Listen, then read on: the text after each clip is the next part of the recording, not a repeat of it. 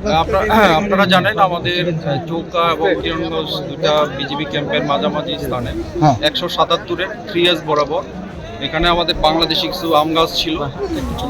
ভারতের নাগরিকরা আমাদের এই বাংলাদেশি আম গাছ কাটাকাটি নিয়ে একটা ভারতীয় নাগরিক এবং বাংলাদেশের নাগরিকের মধ্যে একটা উত্তেজনার পরিস্থিতি সৃষ্টি হয়।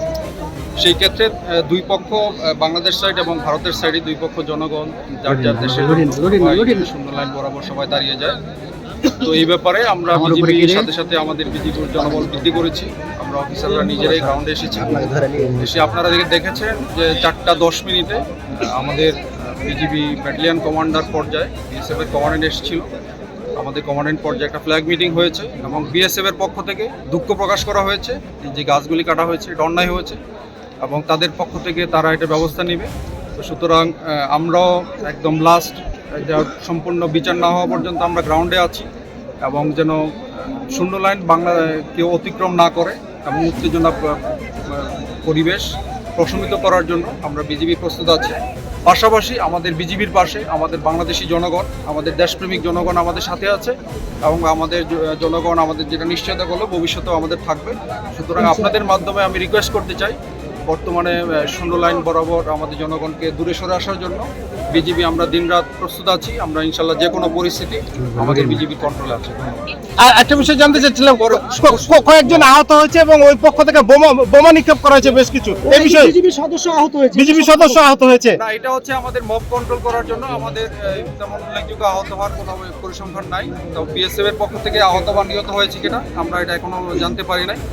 তবে আমরা এটা বিভিন্ন মব কন্ট্রোল করার জন্য ওরা সাউন্ড গ্রেনেড নিক্ষেপ করেছে, যেটা ওরা ইন্টারন্যাশনাল আইন যেটা আছে এটা ভঙ্গ করেছে। তো এই ব্যাপারে আমি আমার মহাপরিচালককে বিস্তারিত ঘটনা বর্ণনা করেছি এবং আমি আশা করি আমাদের বিজিবির হেডকোয়ার্টার এবং বিএসএফ হেডকোয়ার্টারের উচ্চ পর্যায়ে তারা একটা আলোচনা করবেন। তবে আমি এই এলাকায় একটু নিশ্চয়তা করতে চাই বাংলাদেশি জনগণ এবং বিজিবি আমরা প্রস্তুত আছি সীমান্তে। আমাদের বাংলাদেশি কিন্তু আমরা ছাড় দিব না। ওই এলাকার সীমান্তের নিরাপত্তা আমরা বজায় রাখি। ধন্যবাদ। 5-6 জন বাঙালি আহত হতে দেখেছি আমরা। ঘটনার সূত্রপাতটা কি একটু বলেন না তো? ওকে, এগুলো কি আছে? আমরা মাটি নিয়ে আছি।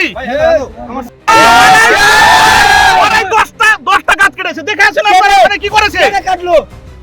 গাছ কেটে ওরাই উস্কে আজকে এটাই করছে। এটা কিছু না, আমরা যেটা দেখতে পাচ্ছি ভারত এটা তাদের আগ্রাসন দেখাচ্ছে।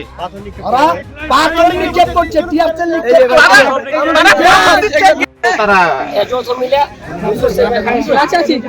পায়ে একটা পাথর করে একটা পাথর করে পায়ে দিয়ে টাকায় সবচেয়ে বলায়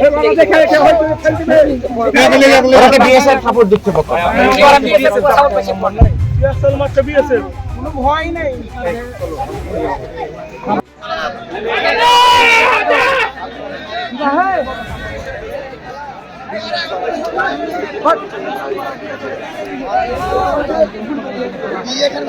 প্রতিহত করছে।